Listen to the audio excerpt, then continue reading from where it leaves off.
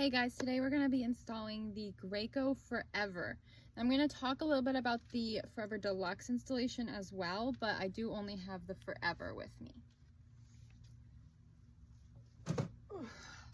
So here it is. It is a forward-facing or rear-facing, forward-facing, no back booster and high back booster, no back booster. So this is a true all-in-one. Make sure you watch my review video about my feelings about it actually being an all-in-one, and I also will be talking about that on Instagram. But to install it, there's a storm coming. To install it, we're going to use the recline, and there are 3 rear-facing reclines. Any can be used as long as your rear-facing recline indicator, see right here, is within the blue line that my finger's on right now. But that is where your bubble needs to be. There's a bubble, and as long as it's within that line, then you can use any of the rear-facing lines. Now, that being said, in my car, I already know, because I've put the seat in it before, that recline 1 does not get me there. It is too reclined in this car because my seats are really flat. In some other cars, that might be what gets you the right recline for your kid. So in my car, a recline 2 or 3 get me to the recline I want, which is on my line. So to do a seatbelt install, I'm just going to take my seatbelt and I'm going to run it underneath my bottom pad here, pull it across, and I am going to bring it across. See how it comes out right there. My rear-facing belt path, which is handy because it's labeled in blue for me, and I'm going to buckle it right, where'd it go? Right there. All right, and for the 4ever Deluxe as well, this is the same way that you would install it for rear-facing with a seat belt. It has to be installed, or it can be installed with a seat belt or lower anchors for the entirety of rear-facing, because this maxes out rear-facing at 40 pounds and lower anchor limit is 45 pounds. So you can use lower anchors the whole time your kid's rear-facing, no problem with that. And I'm just going to test out the belt path, side to side. That is a little loose, so I'm going to pull it.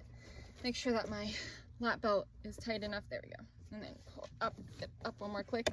And side to side, front to back, no movement. I know you can't see the top of mine. On my side, I'm looking at the bubble. It is right next to the front of the blue line, but is not crossing over the front of the blue line. If I moved it to recline 3, I would be further back. That would be more upright for an older kid.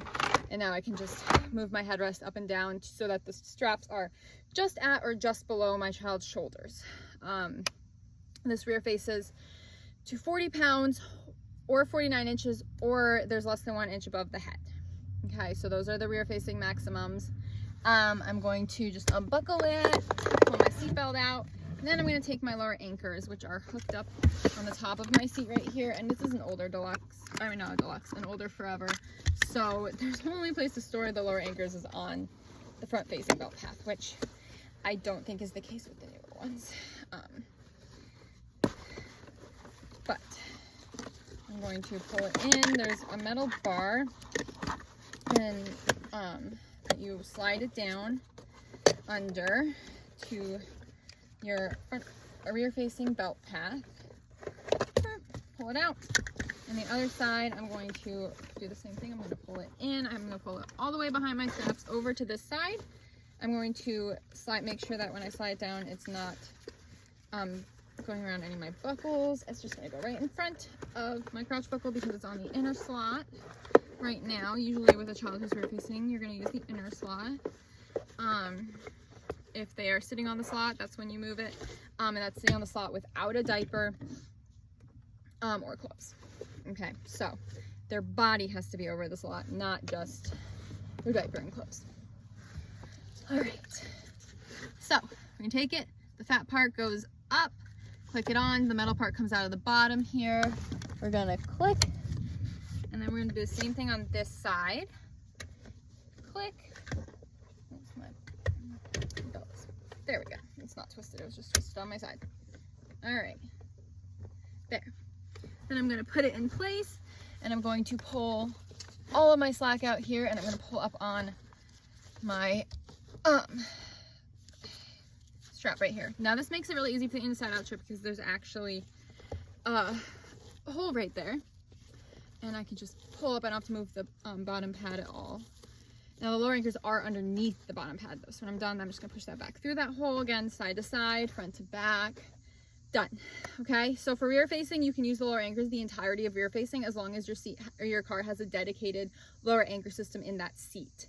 If it's like a middle seat and there is no like offset 5 lower anchors across your car or a dedicated set for that middle seat, you cannot use lower anchors because it has to be the 11 inches apart. You can't share from the outside seats, okay?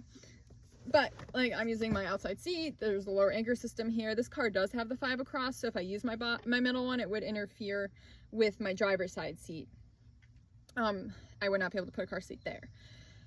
Or I could use the seatbelt in the middle and I could still use the outside seat. But that being said, to undo this, I'm just going to push my red buttons off my lower anchors, pull it out. I'm going to now feed my lower anchors back to my front facing belt path. And we're going to talk about the front facing install. Now, on this seat, the front facing install is going to be different than the 4ever. So if you, I mean the 4ever Deluxe. So if you have the regular 4ever, the older one that's being discontinued, which is what is in front of me, the regular 4ever True Shield, they're going to install the same way. Forward facing. Rear facing, both the regular 4ever and the regular 4ever Deluxe are going to install the way that I just showed you. Both for lower anchors and for seatbelt install. Now, so for forward facing, the original 4ever, and I talk about this in my review video as well. Sorry, I'm trying to feed these while I talk. All right, there, we got it. All right, so the original 4ever, which is what I have in front of me, if your child is under 40 pounds, so if you forward face them before 40 pounds, for whatever reason, preferably after 2, don't forward face them before 2, it has to be on recline 4. For the 4ever Deluxe, you have now reclines 4 and 5. Okay, so I'm gonna put it on 4 because I have the original 4ever in front of me. The other difference with the new, the 4ever Deluxe, is that it has a forward-facing lock-off. Okay, so for the regular 4ever that I have in front of me, I'm going to be locking the seatbelt. If you have a 4ever Deluxe, read your manual.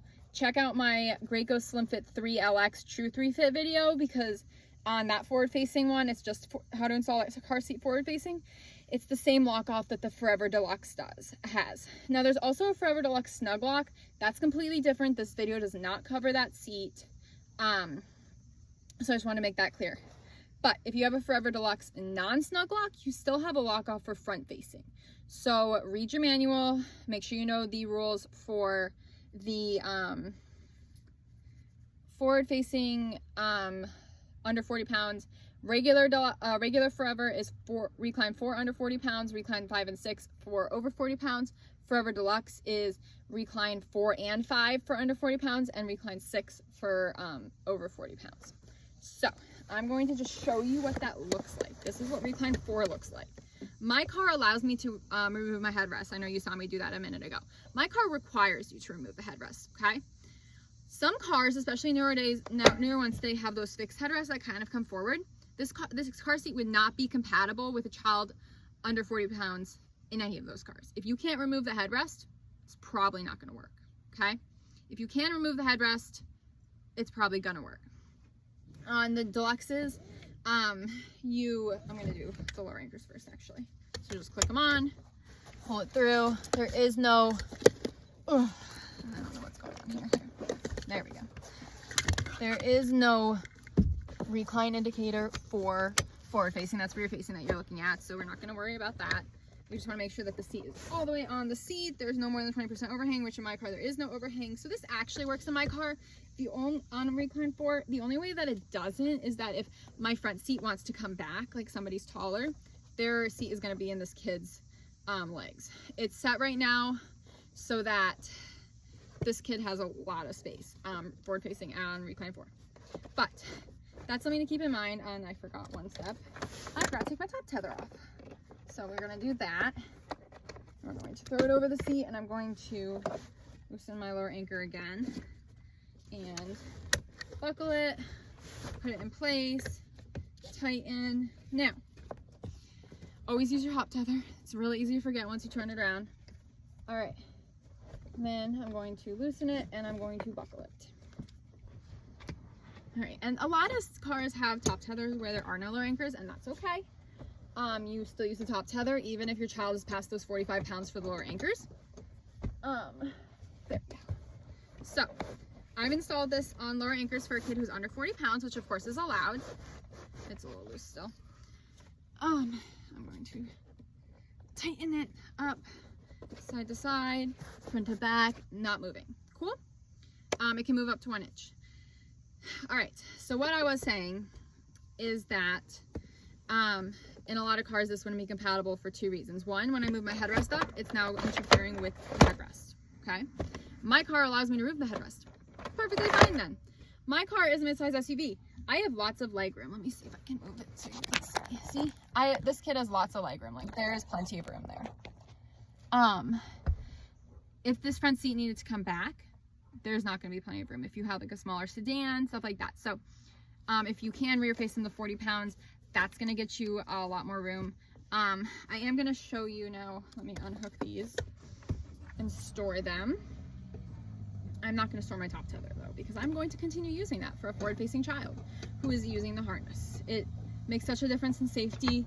Use your top tether, like, just non-negotiable. You need to have a spot for top tethers in your car for your child's safety. Or you need to rear face them to booster age, if possible, of course. Some kids are too big for that. Some cars don't allow for that. I get it. But that is the goals for safety, because we know that the top tether makes a difference. Now, I'm going to clip my lower anchors up, and like I said, this one only has it in the forward-facing belt path, which I don't like, but I think in the newer ones, you can use the rear-facing belt path to store them. All right, so I showed you Recline 4. This is what Recline 5 looks like. It gets you a little more room, okay? I moved it back probably about 1/2 inch. That gets me a little more room. It's not sizable, so again, in smaller cars, this is still going to interfere with those fixed headrests. You're still not going to have a ton of leg room, especially with a tall front passenger. Over 40 pounds, you can use Recline 6 on either this one or the Forever Deluxe. Now, like I said, this is a regular Forever. You cannot use Recline 5 for under 40 pounds. Over 40 pounds, you can. All right. So I'm going to take my seatbelt, because now this kid is over 40 pounds. They're approaching 45 pounds. They might be over 45 pounds. And I'm going to thread my seatbelt through. Like I said, if you have the Deluxe, this is not how you do it. You're going to have a lock off. So read your manual. Look at my Graco Slim Fit 3 LX forward-facing install video, because that video will show you how to do it. I believe there's also a Graco video showing you how to install the Forever Deluxe. So look those up if you have a Forever Deluxe. Then I'm going to tighten it. I put it through the front-facing belt path. Did you see that? It's orange. It's right here. That is the front-facing belt path. I'm going to tighten it, and I'm going to lock it. Because again, I have the regular Forever in front of me. It does not have that lock off. All right. Then I'm going to take my top tether, and I'm going to fasten it. I now have it on Recline 6, which is allowing the seat to sit further back, which is really nice. Again, creating more room. Some cars with like maybe flat fixed headrest, this now is going to be in front of it. The ones that come forward, it's still going to interfere with it. That's just the nature of those cars. Make sure you check with the local CPST, help you find a car seat that's going to work for your car. But on Recline 6, this is much more friendly for most cars, okay? So you're just going to want to reduce your kids to 40 pounds as long as they haven't outgrown the inches or the 1 inch above the head rule. Rear face them until they're 40 pounds, because then you have so much more room to play with.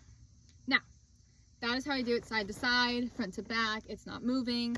Again, we're not paying attention to this because this is the rear-facing recline indicator. There is no forward-facing indicator on this one. Now, let's see if I can beat the storm and get our booster seat installed. This is also a high back booster. So, I talk about this in my review video in more depth, but we're going to store our buckles. You're going to be able to see more in the review video too, so if you have questions about that, make sure you check that out. I'm going to raise my headrest all the way. I'm going to loosen my buckles, and I'm going to lift this up. I'm going to get my buckles out of it. Out, out. Okay. And then I'm going to take them. I'm going to buckle my chest clip. I'm going to open this door right here. It's the same thing on the 4ever Deluxe. It's higher up though, I think, because the lock off is below it. And I'm going to put that in. I'm going to take these. I'm going to face them upward, and I'm going to put them in. Again, you can see more on my review video. Then I'll just tighten this up so that they're out of the way. I'm going to unsnap this and put these behind it. I'm snapping my bottom pad now. And then I'm going to take my crotch buckle out, and there's actually a place to store it right here. You just fold it over in it, and then you just put this back on. You fasten your elastic bands, which were unfastened from me doing this on the review video, but they should have been fastened. Sorry about that. All right. Fasten my rubber bands. Now, for a high back booster, you can use, you have to use Recline 6. You can use the top tether and the lower anchors if your car allows for it. You're going to install them the same way you would with forward facing. The only difference is they are not to keep your kid in the car seat. They're to keep the car seat in the car if your child's not in it. So if I was using the top tether and the lower anchors, the seat's not going to move, okay, if the kid's not in the car. If I'm not, and the kid's not in the car and it's not buckled in, just snapping everything back up. Oh, now it's moving. You know, you have a wreck. Oh, there it goes. Okay, so those are available for use. Just put them away right now. You're going to use it the same way you would for forward facing. Okay, you're going to put your lower anchors through the forward facing belt path, buckle them in, top tether over the back. Now we have our I'm gonna move it a little bit so you can see. All right, so we have our seat in. It's on Recline 6. It has to be on Recline 6 no matter what version of the seat you have. Take my seat belt. It's going to go through here. Okay, it went through my belt guide up here. The bottom part is running through my belt guide down here on the side. I'm gonna move my tag. Now, both of these are gonna come through together and then buckle, okay? Now, if your kid's in the seat, great. This is gonna be set wherever their shoulder is, okay? So they could be shorter. It starts at, I can't remember the inches that it starts at for booster seat, but it's not going to be all the way up for when they start if you move them at the lower end of the booster seat. Now, you're going to want to keep your kid in a harness until they're mature enough to sit correctly the whole ride. That's just something you're going to want to do, and they also have to be 40 pounds to go in the booster. Anyway, so you put the headrest where their shoulder is and then have them run the seatbelt through. I just put it all the way up so you could see. Anyway, so your kid's in it, cool. Lower anchors, top tether, doesn't matter if you use it or don't. Your kid's not in it, have them buckle the seat in when they're not in it. If the lower anchor and the tether isn't attached, if it is attached, it's still good to practice because they might be in another car where they're using like a seat that doesn't have lower anchors, like a Graco Turbo Booster, and then they would need to buckle the seatbelt, the car seat in anyway. Okay, so it's just a good habit to get into. Now we're going to talk about taking our back off. I'm going to undo these little elastic loops I have at the back. They hook up over these spots right here. Then I'm going to unsnap my bottom pad. I'm going to turn it around so you can see. All right, so I unsnapped this, cool, and I undid the loops. Now, leaving everything how it is. Okay, we're going to raise. This down a little bit. We're going to raise these red tabs right here. See them? Raise them. Okay, we're going to raise them up, and we're going to pull them together. All right, so I'm going to do it, and then I'll show you. Pull them together. Cool, they're together. Now my back comes off. They're not all the way in. It's a little finicky. You have to make sure it's all the way in. Oh, I forgot one step. Before you do that, our splitter plate on the back. My hand's covering right now. It's right here. We're going to unhook our straps from it. All right, it's getting caught. Hold on.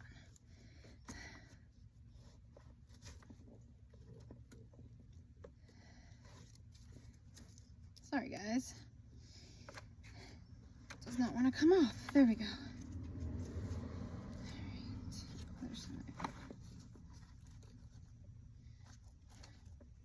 Alright, I'm going to turn it towards me and do the other side of the splitter plate.